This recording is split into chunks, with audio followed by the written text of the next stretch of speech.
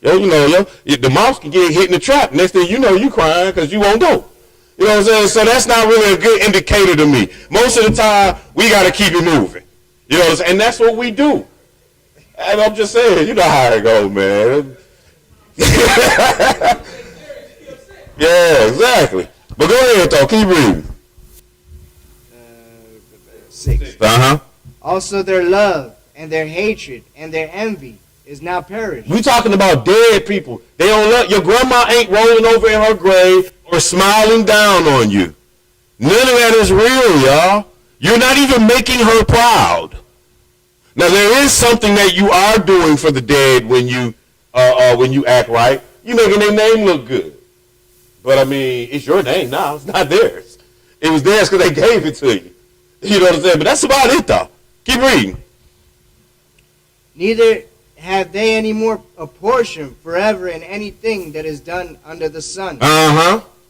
Go thy way, eat thy bread with joy, and drink thy wine with a merry heart. For God now accepteth thy works. Go ahead. Let thy garments be always white, and let thy head lack no ointment. So when he's telling you let your garments always be white, don't let your head lack no ointment, what he's saying is go your way and get your mind right. We talking about the dead. And he's telling you that a living dog is better than a dead lion. So he's saying, like, at the dead, get your mind right. I mean, to the living, that's what he's saying. To the rest of us who witnessing all the deaths, get yourself together mentally. You see it there. What are you going to do? No, forget all that. What have you been doing? Tighten it up. What verse are we at? 9. Go ahead.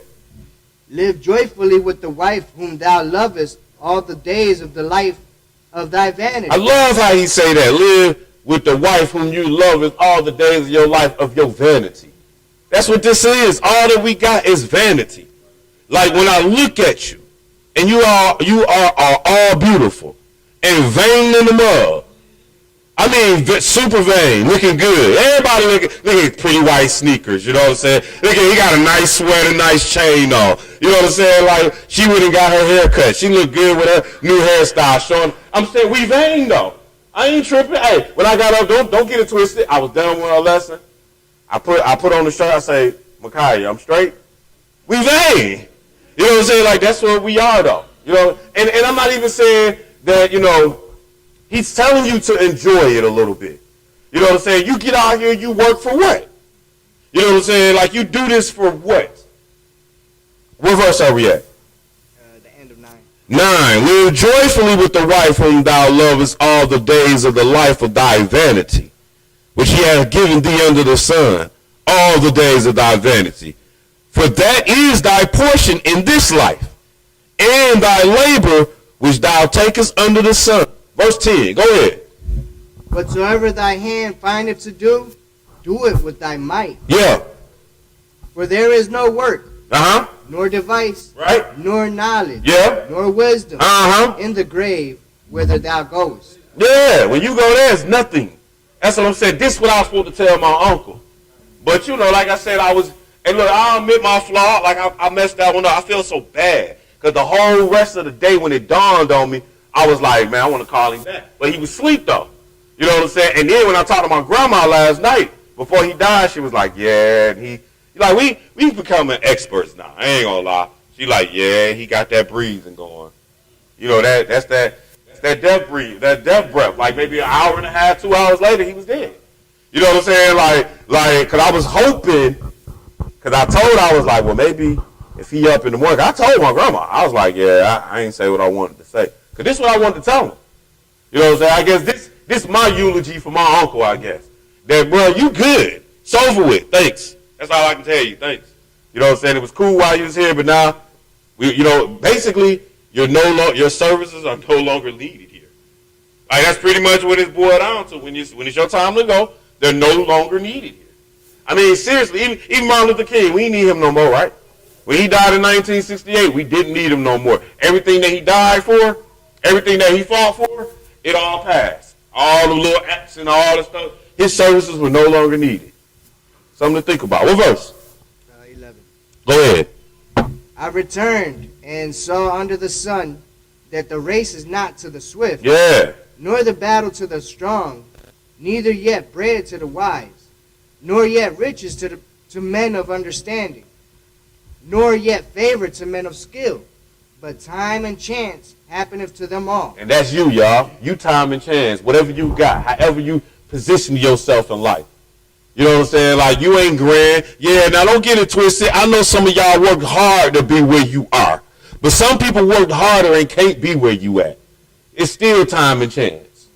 Some people wasn't born with what you... Some people had to climb out of hell itself just to get on the ground where you already were standing on. It's time and chance.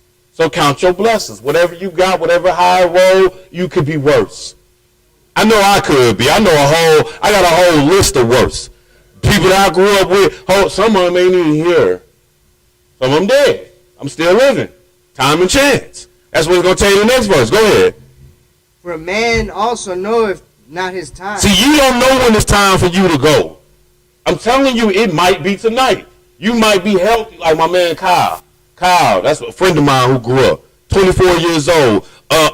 Graduate school at Southern University. That's where he was at.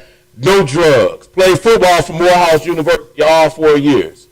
Like I said, a friend of mine. Last time we was together, we was at the club. That's where we was at, partying, having a good time. We grew up together.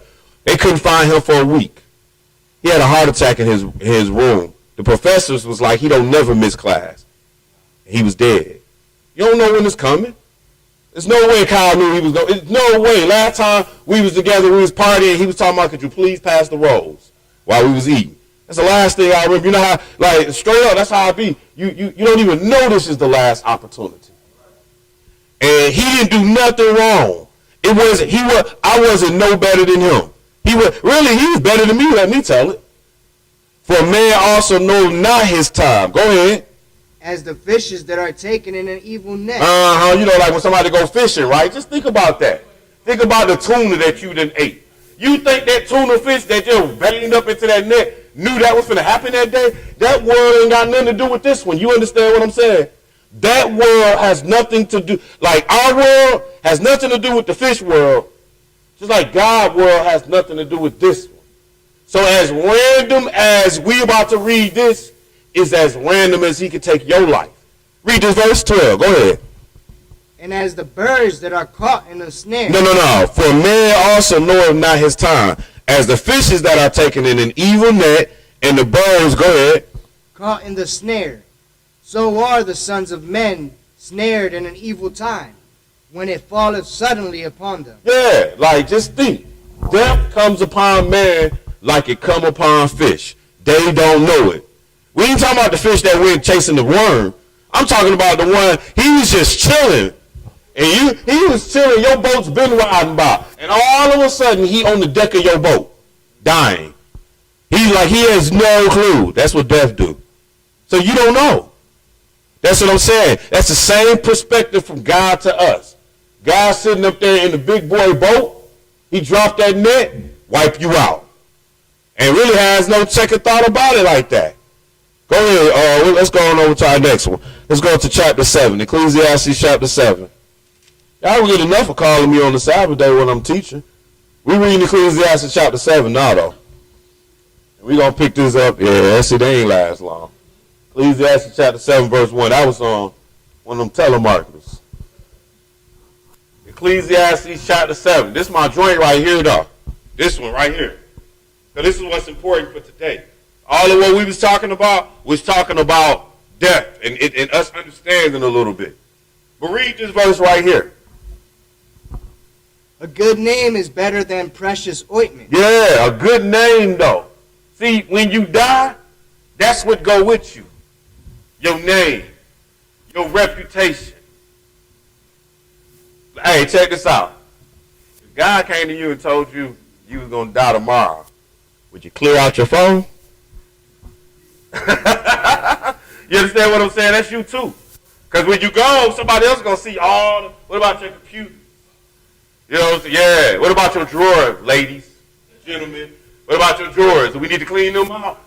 You understand what I'm saying? Like, I'm just trying to throw something at you. Like, look what it say. A good name is better than precious ointment. And what else?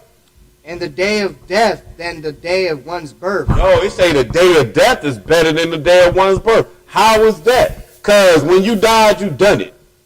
It's over with. Like my Keisha, that's my cousin. She died this year. She had 2 sisters. My other cousin, Kenya, my age, we all the same age, basically. She had a baby the same year. Really, it was like a couple weeks later. So, like, you know, the point I'm getting at is, you know, we were saddened by the death, and we were happy about the little boy. I see the little boy now. You know what I'm saying? I just see him, you know, it's my cousin had him in all his little Halloween outfits. I seen him looking like Professor Clump or something. I don't know. So he say, but he said it is better, I'm sorry, in the day of death than one's birth. Because at the end, you're done. Whatever you did is gone. When you born, man, you got heaven and hell to look forward to for the rest of these days.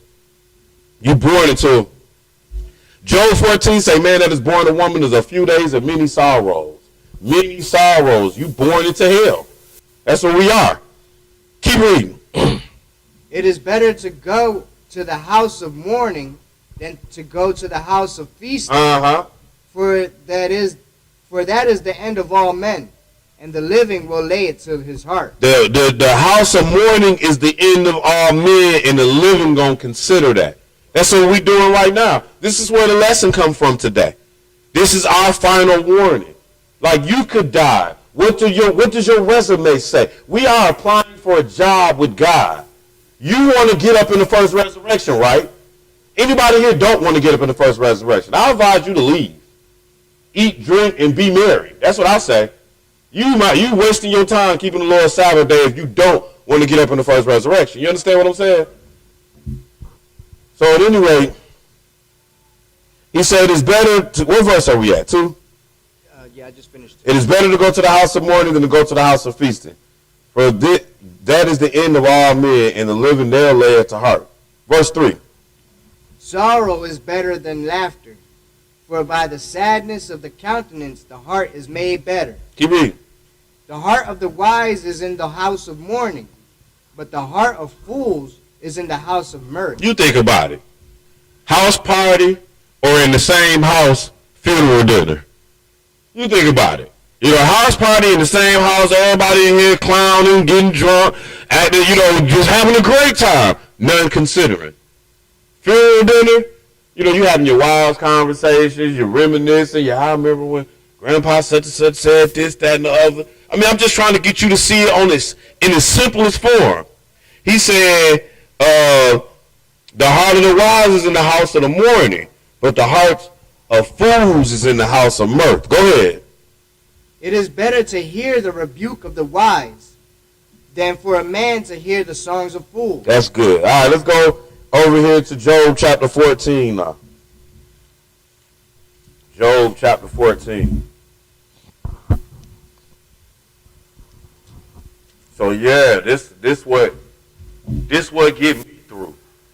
Like when I talked to my brother and sister last night about their baby, like to see that they was able to talk about this brought joy to me, because death ain't easy. But you gotta understand. Let me show you something before we go there. I want y'all to go to Isaiah chapter 58. I want you to understand death ain't always. Look, it's a punishment. We ain't saying that. But it ain't always meant to inflict cruelty upon you. You know, we get that confused. Isaiah 57, that's where we're going. Isaiah 57:1. Death ain't always meant to inflict cruelty. It is the punishment upon man. Man sinned, so he entered death. All right, we're not going to say that. But watch what this verse says. Read verse Isaiah 57, verse 1 and 2. When you get there, go ahead and read, my brother. The righteous perisheth, and no man layeth it to heart, and merciful men are taken away, none considering that the righteous is taken away from the evil to come. He shall enter into peace. They shall rest in their beds, each one walking in his uprightness. He shall enter into peace. That means he about to be, that's that rest in peace right there. He about to go to sleep. It says he shall enter into peace. Then it says they shall rest in their beds, right? You get, let's rest in peace right there. But you get, like, their beds, it's the grave. This is what happens to the dead. Then he says, each one walking in his uprightness. We're going to understand that. The uprightness we talking about is your works following you. Because you ain't walking in nothing if you dead. Each one walking in their uprightness, though. All right, so now let's rewind. Where we going now, bro? We going back to the Job 14, right? Yep. All right, Job chapter 14. Job chapter 14, and we're going to pick this up at verse 12 through 15. 12 through 15. Job 14, verses 12 through 15. When you get there, go ahead. So man lieth down, and riseth not, till the heavens be no more. They shall not awake, nor be raised out of their sleep. Oh, that thou wouldest hide me in the grave. Oh, you started. Oh, I did that. Go ahead. You good. I'm lost in the mud. So man, verse 12. So man lieth down, rises not, till the heavens be no more. They shall not awake, nor be raised out of their sleep. Go ahead. Oh, that thou wouldest hide me in the grave, that thou wouldest keep me secret until thy wrath be past, that thou wouldest appoint me a set time and remember me. Y'all remember that, because he's saying that you will set me an appointed time and remember me. Because at the end of the day, that's what we need. When you die, you going to sleep a long sleep. Like I'm from the Midwest, and I've lived in the South. And I don't think y'all really understand that this is the origin of the United States up here. All right? Pennsylvania and New England and, all this up here.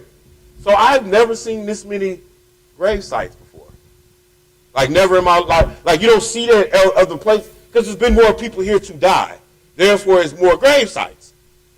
And, like, God got to remember a lot of people. I mean, we talking billions, trillions. He got to remember, like, to resurrect them all. So, like, he working it, but he's going to remember it. But notice what he says. So man lieth down, rises not, till the heavens be no more. They should not awake, nor rise out of their sleep. Oh, that thou would hide me in the grave. You keep me secret till your wrath pass, that you would remember, that thou wouldest appoint me a set time and remember me. Like, it's a time that I need to be remembered. Verse 14, go ahead. Other door. Other door. Go ahead. Open that door, thank you. Go ahead, verse 14. If a man die, shall he live again? All the days of my appointed time will I wait, till my change comes. Right, he said, I got to wait. It's a particular time, and I'm going to get a change. What is this change about? This change is about the new body, because this old body is dirt and breath, dirt and oxygen. We ain't going to need that with this next body. Next verse. Thou shalt call, and I will answer. The Lord going to call. He going to call your name, and you're going to answer. All right, go ahead. Though thou wilt have a desire to the work of thine hands. That's good, that's good, that's good. So now let's go over here to Hebrews chapter 11. Hebrews chapter 11. Brother David and Chris. You got chairs right here if you need. Not that door though, that door, because I don't know if that door is gonna lead to them. And then when we done with those chairs, please return them, because they look neat. All right, thank you, brothers. Hebrews chapter 11 now. Hebrews chapter 11.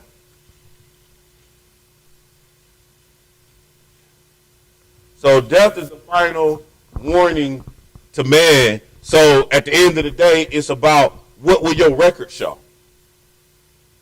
So we're going to start this off in Hebrews chapter 11. We're going to actually pick it up in verse 1. We're going to read a little bit of this here. Just want y'all to see, because it's about, this week, Hebrews chapter 11 is a chapter of record. That's what it is. It's going to really give everybody's account. There should be a story about you. A story about you, Dale. Should be a story about you, Godfrey, Ira. Like, it's a story about Mr. P. Mr. Pete was a brother who was in the Word back in 1997. That's when he died. Tall brother, didn't take no mess. Like with him, sisters come in, your clothes half off, he gonna say something to you right there and take you to the store to get it done.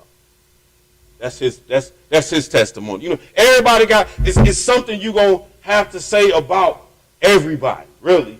You know what I'm saying? For good or for bad. You know, you start thinking about your uncles and your aunties and your grandparents and parents and people who passed already. They have a story. They have a testimony.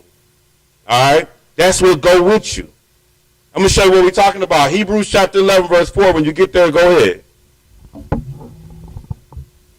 By faith, Abel offered unto God a more excellent sacrifice than Cain, by which he obtained witness that he was righteous. See, it's saying Abel had witnessed that he was righteous because we witnessing to his works. Like you can't, see that's the thing which y'all be missing. We so big on keeping the commandments of God and we're not understanding that over 50% of the commandments is how you treat your neighbor. Like you can be the best non-pork eating, best Sabbath keeping, unleavened bread getting ridden person that we possibly know. But if you a dog towards your brothers and sisters, ain't no way you getting into the kingdom. I'm sorry. What you like? How you'll be in the kingdom and they gonna be like, man, that dude that was mean and surly to everybody. He hated everybody. How you in the kingdom? Well, I'm in the lake of fire because I was eating pork. Nicest in the world, but I'm in the lake of fire because I was eating pork. It ain't gonna work like that, y'all. Your work's gonna follow you. All right. So he said, by faith, Abel offered unto God a more excellent sacrifice than Cain. How do we know that? By which he obtained a witness. That's how we know that he was righteous.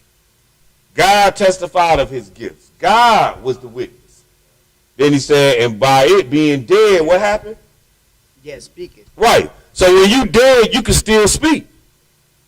That's what he said. A good name is rather to be chosen.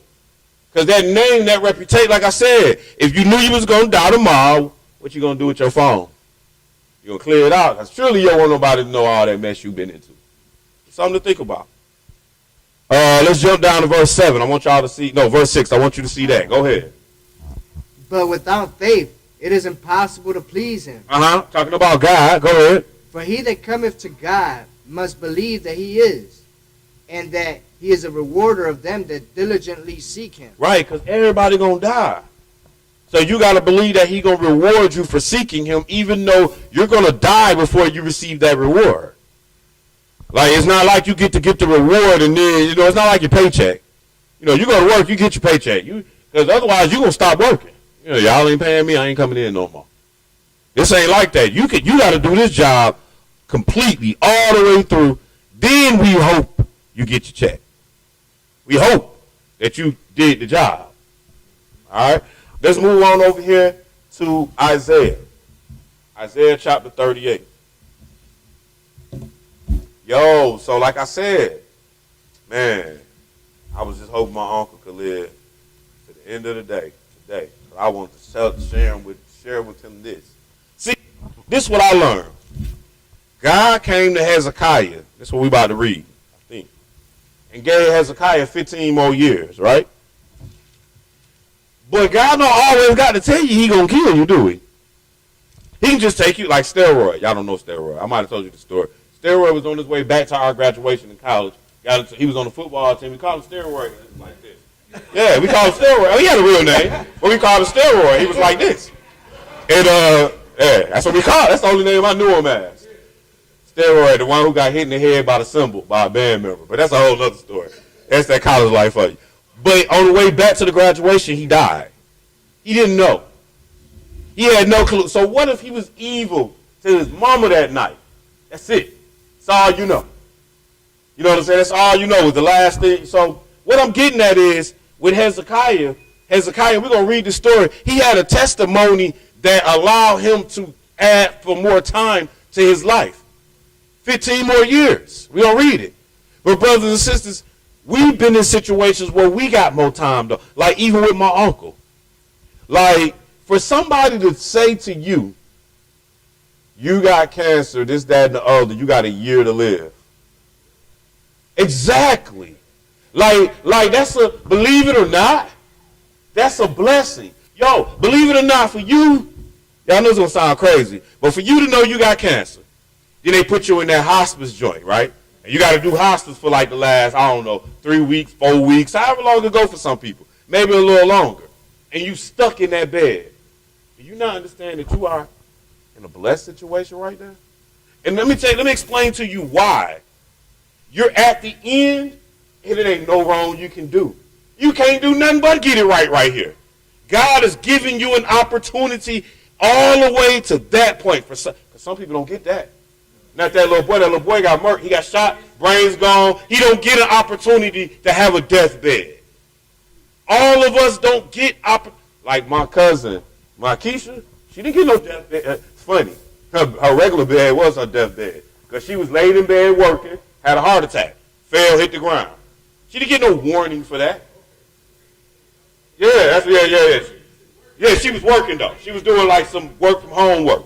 You know what I'm saying? So, you know how people be sitting in the bed doing their work. Right. That's why I said it kind of was her deathbed. All right. But the point that we're getting at is with Hezekiah, just like many of us, God give you that. Like my daddy. My daddy told me 10 years before that he was dealing with cancer before he ended up dying. You technically, you know how from the outside looking in, I'm like, man, bump all that. Like, you ain't going to die, daddy. You Superman, whatever. But on the inside looking out, the Lord just gave the man 10 years. He could have took you. He don't have to tell you you got nothing. He can just say, oh, forget the disease, you die today. You walk in the hospital, you go in there, yeah, I'm feeling all right. You got cancer. Walk out the door, you dead. I mean, it can really happen like that. So that's what I'm trying to get you to understand. And we're going to look at this story. But when people know that they're going to die, like when that is told to them, that is not a negative. And I had to learn this. You know what I'm saying? And we take it as a negative. That's why I say, man, if I could took back yesterday, I would have played the game better. But maybe next time. You know what I'm saying? Because really, had I really thought about it like, yo, you've been good, bro. My uncle been fighting this for a couple of years. He been knew he was going to die. You know what I'm saying? Let me tell you about my uncle. My uncle was a street guy. You know what I'm saying? Like that's what, I'm from Detroit, and he was on the block. You realize that when my uncle got sick, my uncle go to church now. Well, he dead now, but he started going, he never go to church. My whole family went to church. All his brothers and sisters. We went to church like every Sunday. I mean, faithfully. My uncle, he was going to hoop. He was going to drink some beer, smoke his weed or whatever, whatever he did on the block, whatever. But then all of a sudden, when the Lord tapped him on the shoulder, like, look here, my man, you ain't got that much time. You getting sick. Prostate this, whatever that. Next thing you know, man, my uncle got a church. I was like, dang, he go to church now? It's like, yeah, he goes to such church. I'm looking at that post he also the post. I'm like, dang, dude, you is going to church now, huh? That's what I'm saying. Because he knew he was going to die. That's what I'm just being straight on with you. All of a sudden, that'll change your ways. Let's read this story here. Isaiah 38, let's pick up verse 18 and 19 first. When you get there, go ahead and read. For the grave cannot praise thee. Death cannot celebrate thee. They that go down into the pit cannot hope for thy truth. Y'all see that? You go to the grave, you can't hope for the truth. Keep reading. The living, he shall praise thee. Uh-huh. As I do this day. Yeah, as we do this day. The living, we get to praise. My uncle, it's a wrap. He can't praise nothing no more. Go ahead. The father to the children shall make known thy truth. Yeah, and that's what we do. We teach our youngsters. The father to the children should make known thy truth. But let's go look at this story. Verse 1. Go ahead. In those days was Hezekiah sick unto death. Uh-huh. And Isaiah the prophet, the son of Amos, came unto him, and said unto him, Thus saith the Lord, Set thine house in order, for thou shalt die, and not live. Go ahead. Then Hezekiah turned his face toward the wall, and prayed unto the Lord, and said, Remember now, O Lord, I beseech thee, how I have walked before thee in truth, and with a perfect heart. You see what he said? Like, okay, God comes to this man and say, you're going to die. He comes back to the Lord like, this is record right here. Like, Lord, I walk with you with a perfect heart. Like I was doing what I was supposed to do. Go ahead. and have done that which is good in thy sight. Uh-huh.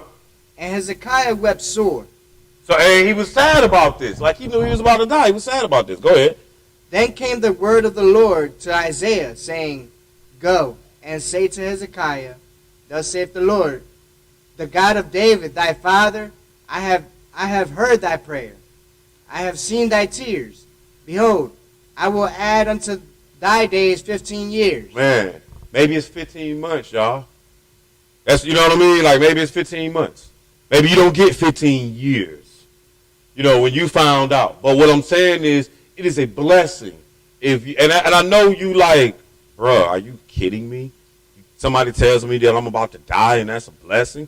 Have you not read, y'all, that death can come on you like a net to the fish? Yeah, if you know, if everybody in this room knew the day they was going to die, I mean, you would almost feel better about it. Like, so you mean to tell me, so I got like 8 years straight up? Like, for sure, a guarantee 8. Okay.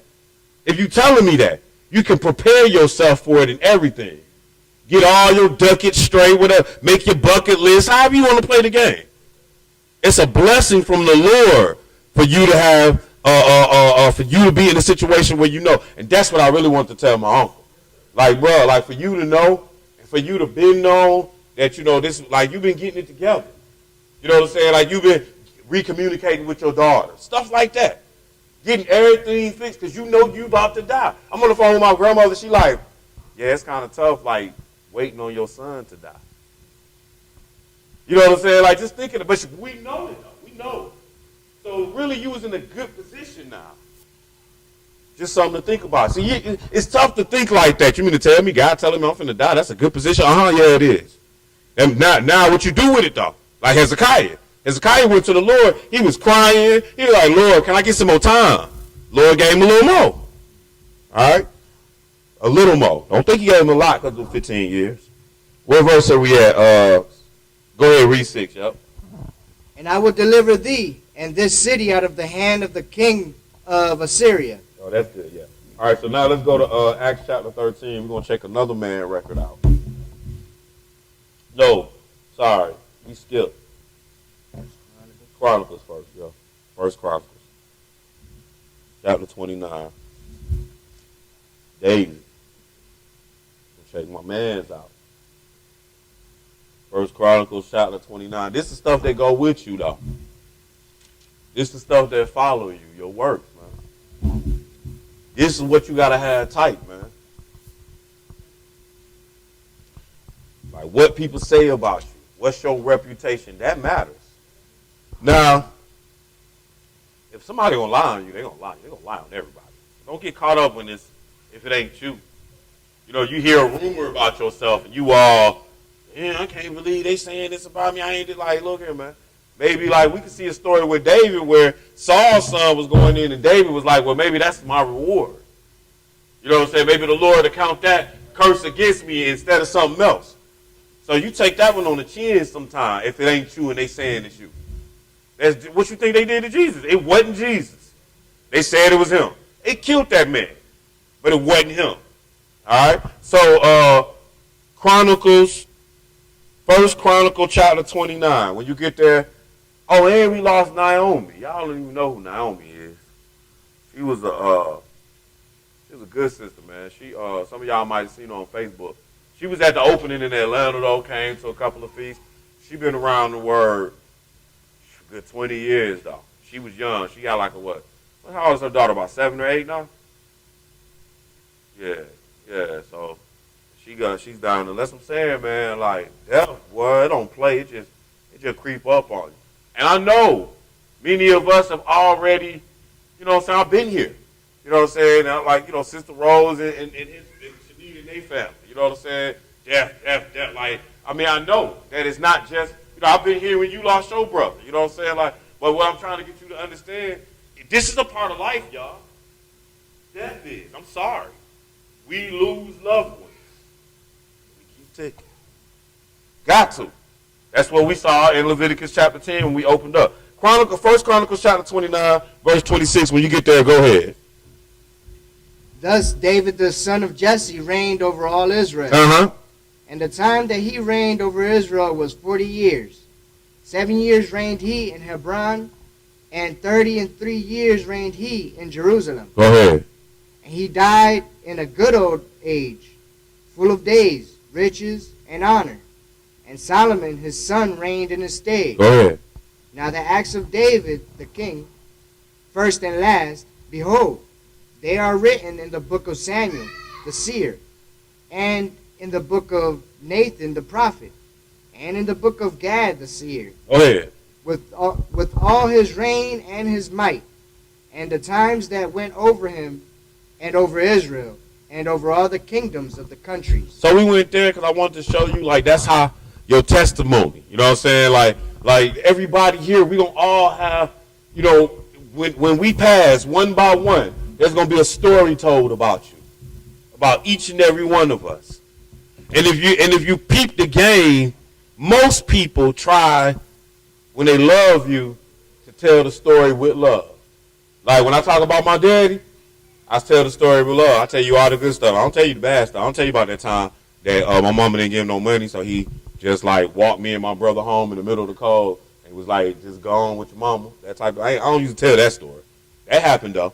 Or I don't usually tell the story about how my dad was on drugs. He was on heroin real bad. Vietnam did it. You know, when we tell stories about the dead, every story be great generally.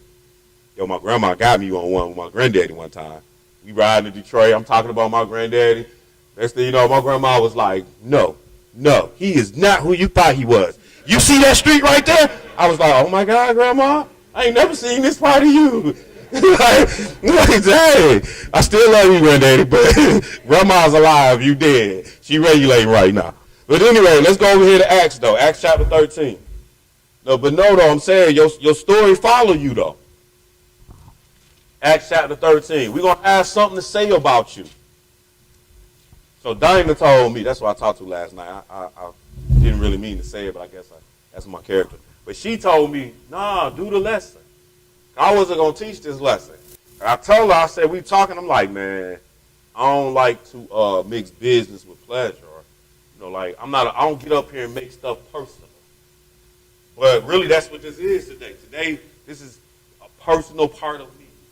You know what I'm saying? I guess you could say, you know, I am being therapeutic for myself because I need this probably more than y'all because it's been a rough one and I'm dazed a little bit.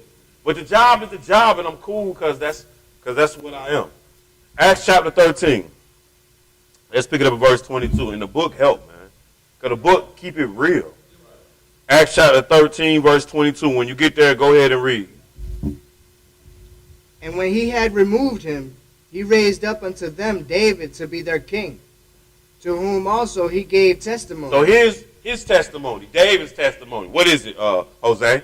And said, I have found David, the son of Jesse, a man after my own heart. Right. So this is David's testimony. So when we talk about David, that's one. Now y'all might talk about the fact that, you know, he was on the run with his kids and, you know, he took Uriah, the Hittite's wife, all that. But we definitely going to say this was a man after the Lord's own heart, though. We definitely going to say in his testimony, he wrote the book of Psalms, though. You understand what I'm saying? This is what followed him. Psalms outlived him by centuries. But them his writings. We still talking about these people.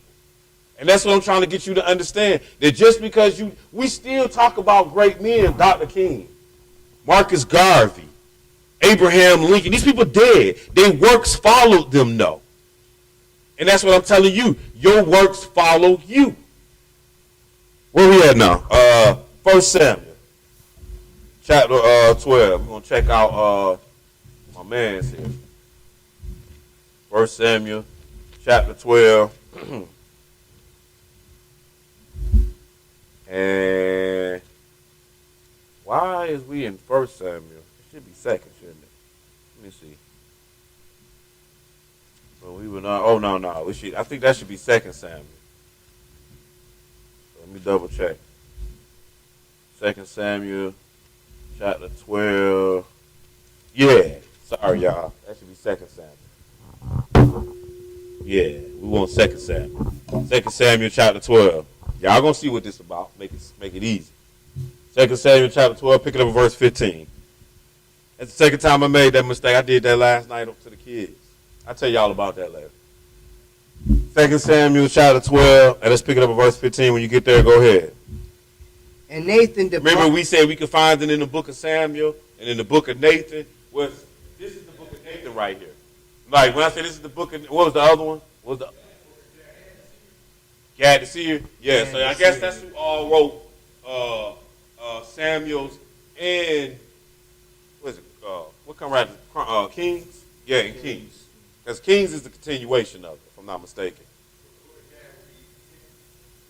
I don't know. I think it's all. I think all of it. I think it was written. Samuel, 1st and 2nd Samuel, and Kings. I think it was written as a completion of books.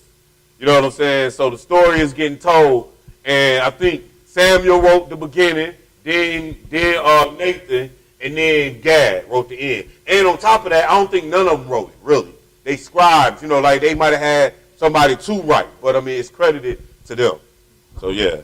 But I'm gonna double check that too, though, just to make sure we know what we're talking about. But 2 Samuel chapter 12, let's pick this up at verse 15. We're looking at a man after the Lord's own heart, as in David, and here's what happened to him with death, and how he handled it. Go ahead. And Nathan departed unto his house, and the Lord struck the child that Uriah's wife bare unto David, and it was very sick. David therefore besought God for the child. And David fasted and went in and lay all night upon the earth. So David got a sick son, like super sick. Go ahead. And the elders of his house arose and went to him to raise him up from the earth. But he would not. Neither did he eat bread with them. They trying to get David. Come on, David, man. It's going to be okay, bro. You got to eat something. Go ahead. And it came to pass on the 7th day that the child died. And the servants of David feared to tell him that the child was dead. For they said, Behold, while the child was yet alive, we spake unto him, and he would not hearken unto our voice. How will he then vex himself if we tell him that the child is dead? You have to understand the dynamic and the dilemma that these people are in. David is a killer. Like, I mean, see, when you think about David, we think of man after the Lord's own heart. We think of, no, David is a killer. Like, he ain't scared of nobody, and everybody need to be afraid of him. So I ain't trying to go tell my mans, look, we talking about the same person who killed another man who said he killed Saul. I don't want to be the one to go tell him his son dead. I don't want to do that. I don't know how this is going to play out today. Let's see what the verse say, though. Go ahead. But when David saw that his servants whispered. So David was looking, though. See, David know how he is. They over there. Like, what y'all? I be doing that jump, too. Like, why y'all whispering? Like, can we hold this conversation, amongst us all? But go ahead. David perceived that the child was dead. Yeah, he pretty much knew. Like, oh, yeah, they don't want to tell me. Go ahead. Therefore David said unto his servants, Is the child dead? And they said, He is dead. You supposed to stutter.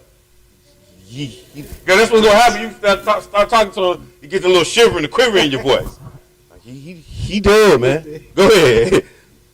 Then David arose from the earth and washed and anointed himself and changed his apparel. That's crazy, right? Like, dude been stinking, mourning, all that. Next thing you know, he dead. He like, oh, shoot, man, I'm going to go get me a shower, man. I got stuff to do. Like, he just flipped the whole script. Go ahead. And came into the house of the Lord and worshipped. Then he came to his own house, and when he required, they set bread before him, and he did eat. Go ahead. Then said his servants unto him, What thing is this that thou hast done? Thou didst fast and weep for the child while it was alive, but when the child was dead, thou did rise and eat bread. And he said, While the child was yet alive, I fasted and wept. For I said, Who can tell whether God will be gracious to me, that the child may live? But now he is dead. Wherefore should I fast? Can I bring him back again? I shall go to him, but he shall not return to me. That's dang. He like, man, I'm going to go to him, but he ain't going to never return to me. But the point is, you see how he on. Like, he like, man, like, what can I do? I can't bring it. And that's That's the bottom line. Like, it might hurt a little bit, but at the end of the day, we got to keep it moving. I mean, honestly, like David just said, I can't bring him back, but eventually I'm gonna be where he at. That's just something to think about. Let's go over here now. Psalms chapter 6. Psalms chapter 6. I ain't never did no lesson this short. Bible in plain view or something. That's all right though. We had time for some Bible study today. Throw all our tough questions at Brother Ira. Psalm chapter 6. And let's pick this up. We're going to read this whole chapter here. Psalm chapter 6. This is David talking here too. When you get here, go ahead and read. O Lord, rebuke me not in thine anger, neither chasten me not in thy hot displeasure. Have mercy upon me, O Lord, for I am weak. O Lord, heal me, for my bones are vexed. My soul is also sore vexed. But thou, O Lord, how long? Return, O Lord, deliver my soul. Oh, save me for thy mercy's sake. So notice what he's saying. He's like, return, O Lord. That's when your soul really going to be delivered. When God return, O Lord, deliver my soul. Go ahead. For in death there is no remembrance of thee. Right. In the grave who shall give thee thanks? Because when we die, we don't do nothing for God. We can't thank you. Ain't no remembrance of you. I can't talk about you. None of that. Go ahead. I am weary with my groaning. All the night make I my bed to swim. I water my couch with my tears. Mine eye is consumed because of my grief. It waxeth old because of all mine enemies. Depart from me, all ye workers of iniquity, for the Lord hath heard the voice of my weeping.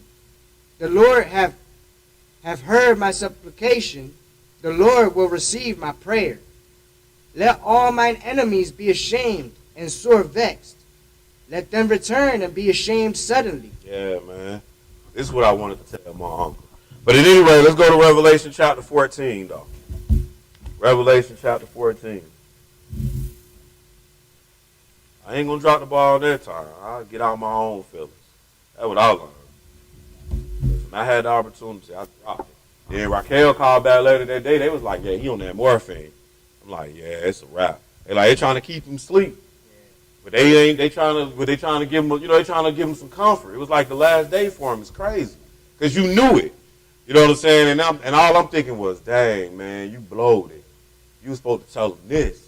But really, though, I ain't going to look at it like I blowed it because this dude been knowing me my whole life. You knew my mama. We go to your house. When I go to Detroit, that's why I stayed after my grandma moved. So I'll stay with my uncle. My family. Micaiah asked me if we going to the funeral. I'm like, I don't know where the heck we going to stay at. That's where we usually stay right there. But you know the life we live. So it's not like the opportunity was missed. But I'm just saying, this is what I wanted to say. Revelation chapter 14. Revelation chapter 14. And let's pick this up at verse 12 and 13. When you get there, go ahead and read. Here is the patience of the saints. Here are they that keep the commandments of God and the faith of Jesus. Go ahead. And I heard a voice from heaven saying unto me, Write, blessed are the dead which die in the Lord from henceforth. Yeah, saith the Spirit, that they may rest from their labors, and their works do follow them. Man, I don't even think I don't have to say too much. Daniel chapter 12. I mean, that's just the bottom line. Like, your works is going with you. A good name, that's what you need. You need to have a good reputation. Like, I'm going to show you something. While we turn into this Daniel, turn to Ecclesiastes real quick. And let's read verse 1. Just 1. And then we can go to Daniel 12. Ecclesiastes. I just said verse 1, didn't I? Chapter 10, verse 1. Chapter 10, verse 1. I want y'all to read this one verse here. Because there's nothing else, we don't get nothing else from today. When we talk about death being the final warning, I want you to understand that it's about your name, it's about your reputation. That's what this is all about. What you own. Who are you? That's what this is. Ecclesiastes chapter 10, verse 1. Go ahead. Dead flies cause the ointment of the apothecary to send forth a stinking savor. All right, so the apothecary, he like the herb man. Or he like somebody, like he like the herb man, basically. That's the best thing we could call him. But not the herb like the weed man herb man. I'm saying, no, all the herbs. The smell good herbs, the whatever, the herbs that we might put in he sell the herbs. All the herbs, right, the medical, right, but he more than an instant man. You know what I'm saying? He the weed man too. He got all the herbs. All right? And he ain't supposed to come to you with some herbs that smell stinky, unless it's some stinky herb. You know what I mean? Like it's supposed to be, and that's what it is. So he said, but dead flies cause the ointment of the apothecary to send forth a stinking savior. What else? So does a little folly him that is in reputation for wisdom and honor. See, you can have a reputation of being honorable and having wisdom, like me.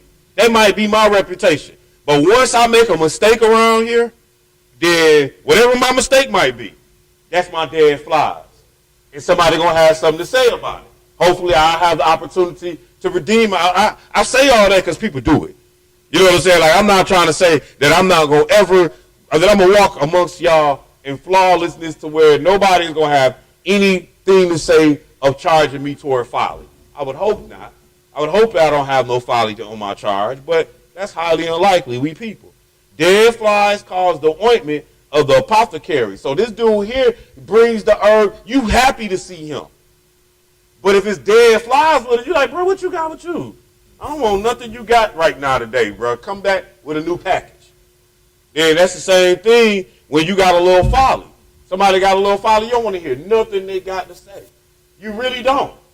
Like, and until it clear up. That's why when we start reading about selecting a bishop, it say he's supposed to be blameless. Because if everybody got something to say about the bishop, don't nobody want to hear the bishop. Like, they ain't got no respect for you, bro. All you do is flirt with all the women. Like, that's not finna work. That's that little that's some dead flies to that herb. That's that little folly amongst you. All right. So at any rate, again, if you don't get nothing else from today, we can go to Daniel chapter 12. Make sure you get, clean up your name. Leave this place with a good name. You know what I'm saying? Leave a legacy. That's what we were talking about with Kobe Bryant. Leave a legacy. Like, he got a nice legacy. He really do. I mean, kinda, I guess. Yeah, I mean, because when you really think about it, at the end of the day, what was you? A basketball player. A good one. But you entertained me. That's like saying bring in the royal food. Yeah, honestly, that's what that, but then again, no. We are entertained by it. I appreciate,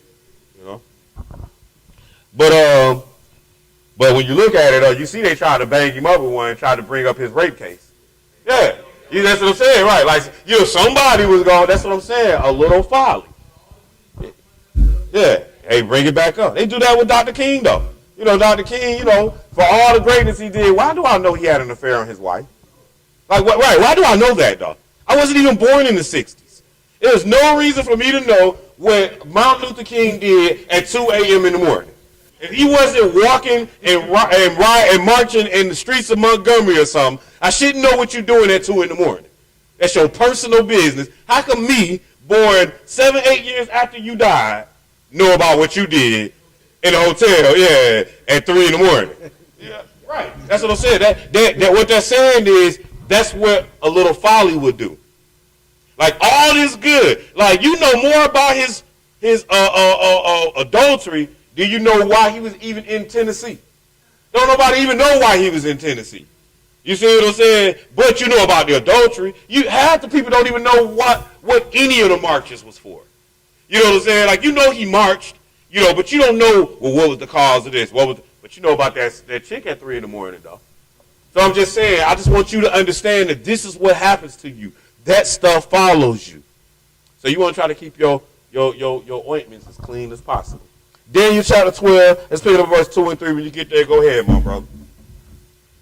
And many of them that slept in the dust of the earth shall awake, Uh-huh. some to everlasting life, and some to shame and everlasting contempt. Yo, that's all it is, y'all. At the end of the day, you sleep and you wake either to everlasting life or to everlasting shame and contempt. That's it. How do you determine where do you go? Man, that's on the mercy of God. But if you was keeping the commandments, chances are, like I say, him that is wise should shine like the firmament. I think that's in verse 1, ain't it? Verse 3. Go ahead and read that. And they that be wise shall shine as the brightness of the firmament. Uh-huh. And they that turn many to righteousness as the stars forever and ever. So you see, if you really want your salvation, do you see do you see the key? K-E-Y, do you see it? It's in verse 3. It says, and they that turn many to righteousness as the stars forever and ever. Y'all got to get on the job if you want to make sure you're on the right side of this at the end of the day. And it ain't just turning them to righteousness because you ira at everybody and start talking to every person. You know, that's what ira do. Ira play the numbers game. I mean, dude, we at the All Apart store. Why is you talking to this girl while she got people trying to work, while she trying to serve other people? He's like, hey, do you celebrate Christmas? I'm like, dude, that's Ira, you know. But I'm saying, but at the same time, the fruits of the righteous are a tree of life. So Godfrey might not talk to everybody he meet. But I want to know about why this dude so humble. Like he took all that crap at work. Because Proverbs 11 and 30 say that the fruits of righteous, they are a tree of life. So sometimes I see your works and that saved you. So regardless of it, he's saying here that, and they that be wise shall shine as the brightness of the firmament. That's what that new body. And they that turn many to righteousness as the stars forever and ever. That's what you're trying to get. It's eternal life right here. Let's go to Malachi chapter 3 now. Malachi chapter 3. Malachi chapter 3. Yo, I feel like I'm straight cheating. We had a song and we still going to be done in about 2 hours. This ain't right, man. I think I need to go and just give y'all a whole. I need to go grab my computer, pull out the lesson we did earlier today. Are you afraid of death? And just add that to it. And I'm just playing. It's all right, though. We deserve a break today, a little one. We can eat and we can get some Bible study in today. That's what we're going to do. Malachi chapter 3.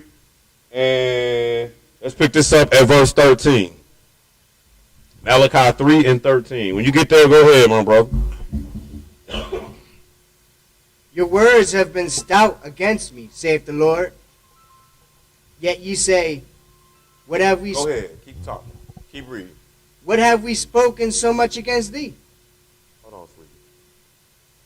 I'm sorry, y'all. That's my knee. Go ahead. Yeah, go ahead. Your words have been stout against me, saith the Lord. Yet ye say, what have we spoken so much against thee? Uh-huh.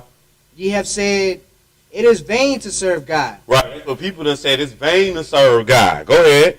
And what profit is it that we have kept his ordinance? Right. Like, that's how they be.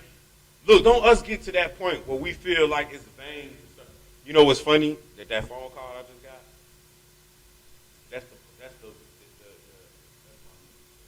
She lives in Indianapolis. We started a church in Indianapolis. This is Church of Jesus, one of the first churches in Indianapolis, because of their family, meaning that's, you know, my brother's wife's family. And they're no longer there. Like any of them there. Like the church still there. But it was like, oh, you been there. Yeah, you didn't meet my sister-in-law, you didn't meet my niece, my nephew. Right, but the church started because of them, though. It was a whole group of them. Because at some point it got vain to serve God. Like at some point, like they knew the rules, but at some point it was like, what are we doing this for? So now my other niece, she ranked number 1 in the world for the 400 meters. Like God or Satan or whoever gave them the desires of their heart. Now, do that mean that I feel like they're going to hell? Oh, no, that ain't my call. But I do know one thing. The path you on ain't the right one. So somewhere, somehow, something going to need to change in Indianapolis. All right? But long story short, that's what we talking about. He said, you have said it is vain to serve God. And what profit is it that we have kept his ordinances? Look, if this gets boring and redundant, it doesn't matter. You see what Daniel say. Salvation is it. You're not going to get your reward in this life. I'm sorry. So that means you're going to have to keep every one of these boring Sabbaths until the Lord come back. Keep reading. She was all right? Thank you. Go ahead. And that we have, in the middle of 14. Uh-huh. And that we have walked mournfully before the Lord of hosts. And now we call the proud happy. Yeah. They that work wickedness are set up. Yeah. They that tempt God are even delivered. Uh-huh. Then they that feared the Lord spake often one to another. So look, we talked about this. They that feared the Lord, we fear God. We speak often one to another. And what happens, my bro? And the Lord hearkened and heard it. And a book of remembrance was written before him. You see that? He said that the people who feared God, they spoke often one to another, and a book of remembrance was written for them. This is how you're going to be able to get up at the resurrection, y'all. Because you got to be remembered. I'm saying, like, you died in 2028 or whatever. Like, it was people who died in 1928, 1828, 1728, and every year in between. Why he going to remember you to give you eternal life? Like, think about that, y'all. See, that's why them Jehovah's Witnesses be on that crazy, 144,000. That's because they're afraid to die. Brothers and sisters, when you walk this walk, at the end of the day, don't be afraid of death. If you've walked this walk, if I am walking into your room, or if you are walking to mine, because this may be by chance the last time we see one another. We can't be afraid of death. We got to thank God that, number one, we in the position that we in. We are in the know. We are the illuminated ones. People die without this, y'all. Real talk. Like, they have no chance. You got a chance, y'all. Straight up, nothing more than that. It is not vain to serve your God. That's all I'm saying. Or it can be. If that's what you want it to be, then go ahead and do your thing. Ain't even on me. I don't care, personally. I'm going to keep doing this. I'm going to keep doing this. If there's never a church in Philadelphia and I got to go home and do videos from my crib every Saturday, trust me, I'm going to keep doing it. It's been proven. That's what my records say. My records say that I'm going to still do this without y'all. Do your records say that? I'm telling you my records say that. I can show you my records say that. You understand what I'm saying? There's your records. Can you say I'm going to do this regardless of anybody else? And that's all I just want, like I'm saying, that's where you need to be in your mind. Don't let this get vain and boring and redundant. This is supposed to be yours. Go ahead, what verse? Then they that feared the Lord spake often one to another, and the Lord hearkened. He heard it. And a book of remembrance was written before him for them that feared the Lord and that thought on his name. Verse 17, go ahead. And they shall be mine, saith the Lord of hosts. Wow. In that day when I make up my jewels. Look, I love it. Look how he, them bars. Them bars. See, like, they should be mine in that day when I make up my jewels. Yeah, like, we need to put that one on the track right there, babe. Put some music over there. We in there. That's what he said, because he's talking about making us his jewels. He's talking about giving us our salvation. Go ahead, keep reading. And I will spare them, as a man spareth his own son that serveth him. Go ahead. Then shall ye return, and discern between the righteous and the wicked, between him that serveth God and him that serveth him not. Man, this book is deep, man. Let's go over to Revelation. Revelation. We almost done. We're going to Revelation 22. Then we're going to chapter 20. We're going to read the whole chapter 20. Because, so the reason I'm going to read the whole chapter 20, basically, is so that we can see, when it's all said and done, this is how it works. Like, this is still a lesson. I'm still teaching. So if you had never heard this or you didn't have any understanding, this is the way the end plays. A lot of people don't know this is the way the end plays. All right? But we're going to first we're going to go to Revelation chapter 22, verse 11 through 16. When you get there, go ahead, my brother. He that is unjust, let him be unjust still. You know what that's saying? Like, sometimes, man, you just be like, to hell with it. Like, I'm not finna, it's like the prostitute. You know what I'm saying? Like, you can come out there the first day and tell the prostitute, sweetie, you got to come off the street. You know what I'm saying? Like, we got to find you another way.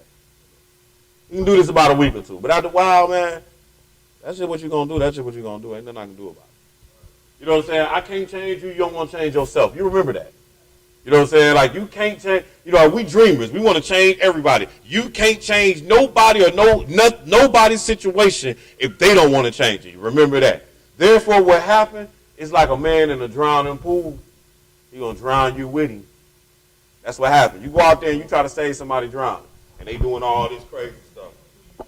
Yeah, exactly. Exactly. You might be a great swimmer. All you had to do was just come in, tackle their butt from the hip, bang them out and everything. But you went in there and tried to reason with them, and now you dead too. Keep reading. Oh, Revelation chapter 22, verse 11. When you get there, go ahead. He that is just, you've been there. He that is just, he that is unjust, let him be unjust still. Go ahead. And he which is filthy, let him be filthy still. And the Bible be having, no, they be having some bar. We don't even call people filthy. You know what I'm saying? We don't even speak like that no more, because it's like utterly nasty. You know what I'm saying? Like, we like, he that is filthy, let him be filthy. And then when you start thinking of filthy, you just start thinking of all kind of evils. But go ahead. And he that is righteous, let him be righteous still. Uh-huh. And he that is holy, let him be holy still. Go ahead. And behold, I come quickly, and my reward is with me, to give every man according as his work shall be. Yeah, that's all the Lord on. He coming back to give you based off of what you did here. You working it out now. Your salvation lies in your hands, nobody else's. Go ahead, my brother. I am Alpha and Omega. Yes, he is. The beginning and the end. Mm-hmm. The first and the last. Go ahead. Blessed are they that do his commandments, that they may have a right to the tree of life, and may enter in through the gates into the city. For without are dogs, and sorcerers, and whoremongers, and murderers, and idolaters, and whosoever loveth and maketh a lie. Right. These people don't get into the kingdom at the end of the day. All right. Now let's go over here. Revelation chapter 20. And no. Well, I'll read 16. I, Jesus, have sent mine angel to testify unto you these things in the churches. I am the root and the offspring of David and the bright and morning star. Revelation chapter 20. We just had to, give respect to the, that's, like that. He telling you who he is. You know what I'm saying? Like giving out his cadence, like, yo, this is who I am. This is who just said that. You know what I'm saying? Like a boss or something. Like, man, I'm the root of David. That's who said this. Revelation chapter 20. And we are going to pick it up at verse 1. And when you get there, go ahead and read, my brother. And I saw an angel come down from heaven, having the key of the bottomless pit and a great chain in his hand. And he laid hold on the dragon, that old serpent, which is the devil, and bound him 1,000 years. All right, so what we doing is we running this to the end of our days. So many of us are already still in the grave at this point. Some of us might still be alive. And the Lord is going to come back, and he's going to put Satan, he's going to lock Satan up for 1,000 years. This is going to be the start of Jesus' kingdom. Go ahead. And cast him into the bottomless pit, and shut him up, and set a seal upon him, that he should deceive the nations no more, till the 1,000 years should be fulfilled. And after that, he must be loosed for a little season. So let me catch you up real quick. So, life is life today. And then we're going to get to this Armageddon, and we're going to have the war of worlds, and then the Lord going to come back. And then once the Lord come back, he's going to take over this world. And he's going to set up his kingdom on this earth. And by him setting up his kingdom, Jesus now, he's going to lock Satan up for 1,000 years so that it'll be peace on the earth. It's still going to be regular people, regular flesh and blood people here with Jesus on this earth when he returns. Does everybody understand that so far? All right, go ahead. And I saw thrones. Uh-huh. And they sat upon them. But it's going to be thrones when Jesus returns, because you also got the dead in Christ who resurrected. They're going to resurrect with Jesus when he come back, and they get positions. That's what we trying to get. We trying to play it so that we one of the saints, so when the Lord come back, we can have a job to do when he come back. But at the end of the day, the real reason we do this is because we don't want to go to hell. Regardless of how beautiful you making the kingdom sound, hell just sound worse. See, I can't imagine the beauty of the kingdom, but I can think to imagine burning every day, on fire. No, just no. Every day? Not a cool spot? I can't even say, Lord, please, like, get me out after 2,000 years? 2,000 years you got to burn? 8,000 years you got to burn. Dinosaur time you got to burn. Yeah, I mean, I'm just saying, like, I don't want that. That's the part that I'm most worried about. Getting to the kingdom of God, look here, that's cool. You can put me on a desert somewhere. Just don't put me in hell. But go ahead, where we at? 4. Go ahead. And judgment was given unto them. Uh-huh. And I saw the souls of them that were beheaded for the witness of Jesus. Right. And for the word of God. This John looking at all this. Go ahead. And which had not worshipped the beast, neither his image, neither had received his mark upon their foreheads or in their hands. Uh-huh. And they lived and reigned with Christ 1,000 years. Right. Now, so this is Jesus' kingdom, 1,000 years. Then what happened? Go ahead. But the rest of the dead lived not again until the 1,000 years were finished. Uh-huh. This is the first resurrection. So the first resurrection took place when Jesus first came. When he came back, I'm saying. After Armageddon. Okay? When he set up his kingdom like the Lord's Prayer. Our Father which art in heaven, hallowed be thy name. Thy kingdom come, thy will be done in earth. So when he sets up his kingdom that's coming, Satan is locked up for 1,000 years. Verse 7. Go ahead. Skip 6. Oh, no. Read 6. Sorry. Blessed and holy is he that hath part in the first resurrection. On such the second death have no power. Uh-huh. But they shall be priests of God and of Christ, and shall reign with him 1,000 years. Go ahead. And when the 1,000 years are expired, Satan shall be loosed out of his prison. So now, we done been on this earth, and, spiritual beings, flesh and blood beings, Jesus, all that on this earth for 1,000 years. Then it's time. Time for what?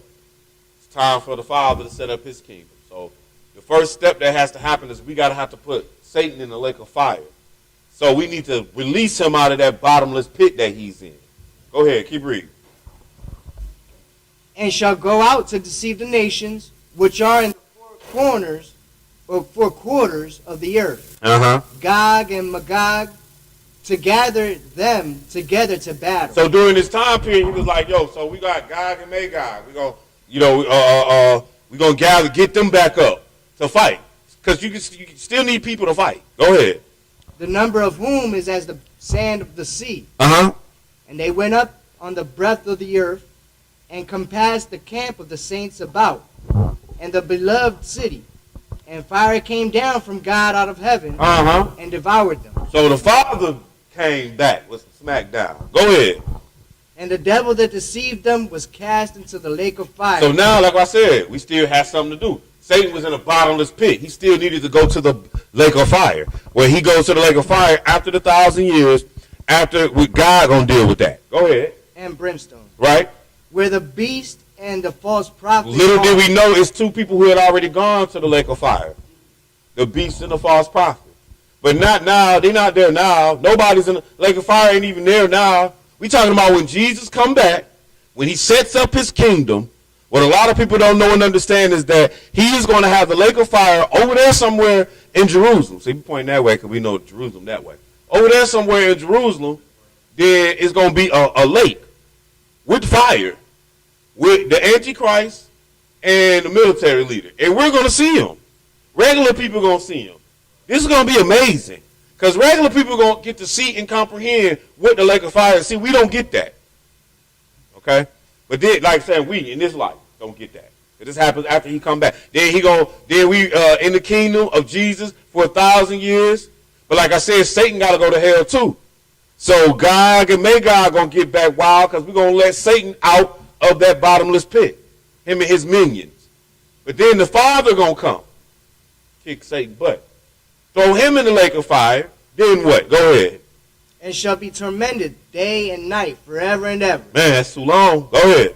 And I saw a great white throne, and him that sat on it, from whose face the earth and the heaven fled away. And there was found no place for them. And I saw the dead, small and great, stand before God. And the books were opened. And another book was opened, which is the book of life. I love it. He said another book was open. This book is called the Book of Life. Hey, how big y'all think the book of life is? Is it like big, like the size of this room or something? Y'all thought it was like one of them big boy dictionaries, huh? I really just wonder, like because it's really a book. I know it's a book. You've been doing books you've been doing books throughout the book. I just want to know, what did the book of life look like? Like, is it 7 feet by 7 feet? That would be dope, right? You said virtual? Nah, I think it's a book. I think it's a book. Like, and the reason I think it's a book, because virtual don't exist, books do. You know what I'm saying? Like, even though virtual exists, but it doesn't exist. You know what I'm saying? You have to create it every time that you look at it. It has to be created. Whereas this right here, he's done it. So I think it's a book, though. But go ahead, keep reading. I think it's a 7 by 7 book. That's 7 by 7 by 7. Nah, how long do it take you to go through it? I can't imagine. Anyway, verse 11. And I saw the great white throne, and him that sat on it, from whose face the earth and heaven fled away. There was no place found for them. And I saw the dead, small and great, stand before God. And the books were open. And another book was open. It said books with an S too, by the way. Which is the book of life. Go ahead. And the dead were judged out of those things which were written in the books, according to their works. Oh, this got to be a big book. Okay? Like, now you saying you judging people according to their work. I'm like, so how we going to put Jeffrey Dahmer in there? We just going to put serial killer? Or is we going to label it all? Like, that's what I'm saying. This got to be a big book.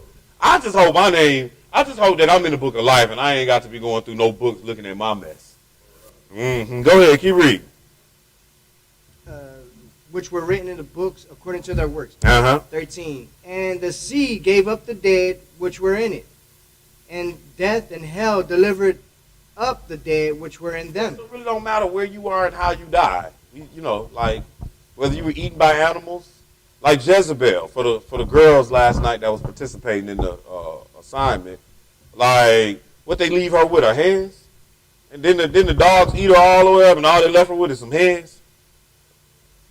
Yeah, well, it don't. Where she at now? Well, it don't matter.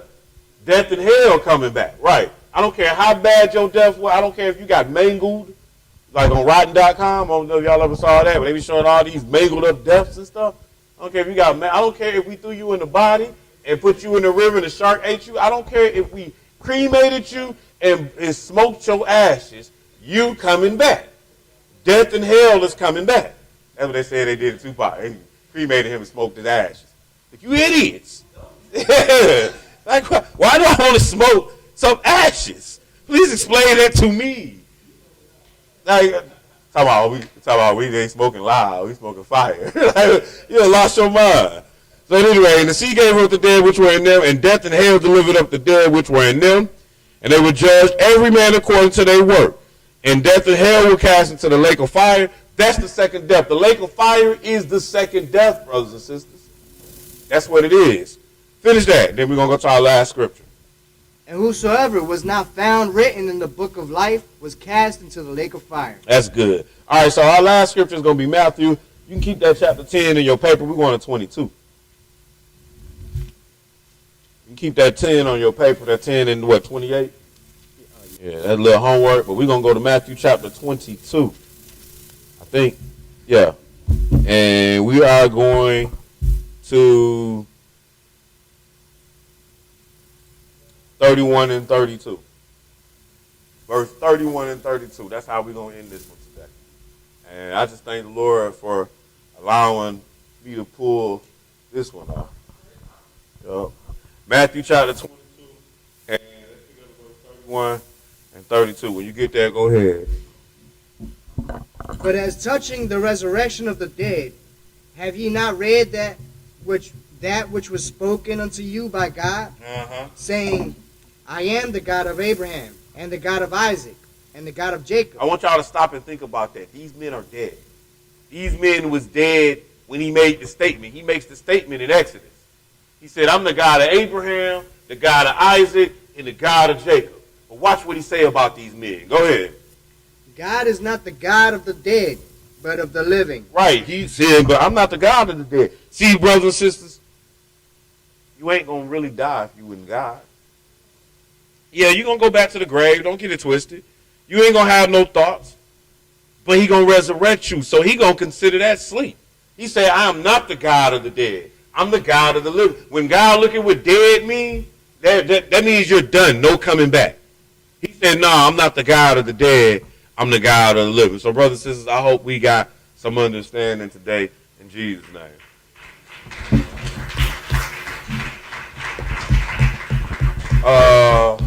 Announcements. We are still looking for a building. I did get that one you sent me to, Dave. Yes. I forwarded ahead to Elijah, but I didn't even. I meant to look at it. I think I did look at it, but I didn't go into the detail of it, though. Yeah.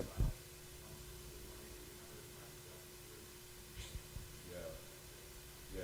So we got one. We're going to look at another one this week, and hopefully we can get that on the list too, though. But we still looking, y'all. Y'all know it's crazy out here. Just period. Y'all make sure y'all stay safe out here. Don't get caught up in these. Man, just be aware of your surroundings. Period. Like, it's gonna be a rough couple of months. I don't know how this is gonna play out with this shopping season. The Christmas spirit about to be out here, but I don't know what spirit is gonna be this year, especially in this place, cause y'all done beat up all our shopping places. So, what we gonna do? Yeah, like what we gonna do online? I mean, we like to go and take the kids to the store. So I don't know what we gonna do around here, but make sure y'all praying for Philadelphia, where you live. Pray for the peace of this land. You know what I'm saying? Like sometimes we forget about that while we watching it and we talking about it, but you can pray for the peace of this land. You know what I'm saying? We ain't got to keep having 400 murders every year. It can go down. It can go to less than 365 a year. That would be nice. We're still trying to open up this Texas camp, so pray for us on that. That should be coming soon within this month or the next month. Man, keep my mom in prayer and my grandmother and stuff, because I can tell you they gonna have a rough day. I don't know. Sometimes it be rougher the week before than the week after, because my thing when I talk to them is y'all go get some sleep now. You know what I mean? Because it's like y'all been at this hospital like 24 hours, and it's been so crazy with this COVID stuff. And they let one in the room, and then they changed it when they was like, "Oh, he about to die. We can let two in the room." I guess they figured it don't matter if he get COVID-19, he ain't gonna make it no way. But keep my family in prayer if you would, please. Keep Sister Naomi. I might not know her. Like I said, she is on Facebook. She was. But she passed last Sabbath. She goes to the Israel God of Atlanta. She's been around. Like I said, she was at the opening in Atlanta when we opened it. So, and she feasted with us a couple times in Atlanta. So keep her, her husband, and her daughter.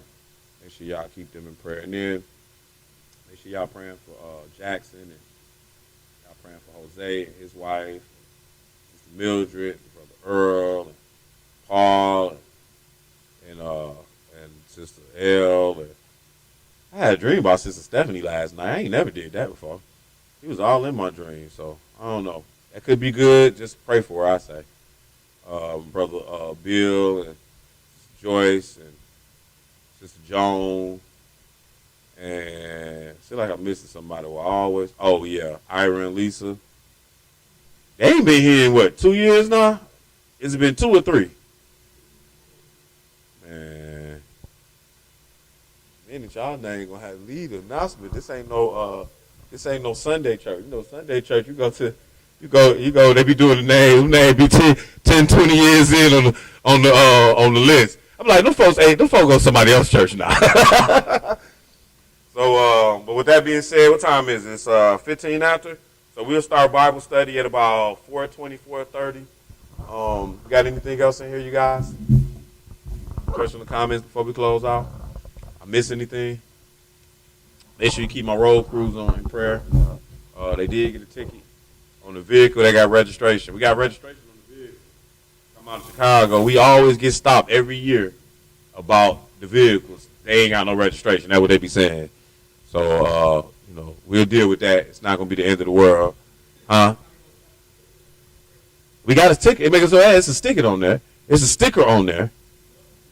So we didn't just manufacture the sticker, but whatever, man. So I don't know. They got a ticket today, but we'll deal with it. But at all in all, just keep one another in prayer, man. And that's it, man. We stand up, face the rules, and close it out.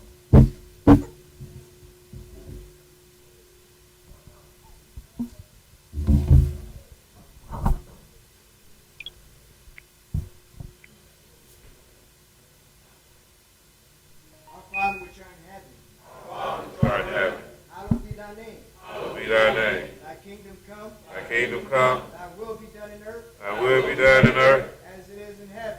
as it is in heaven.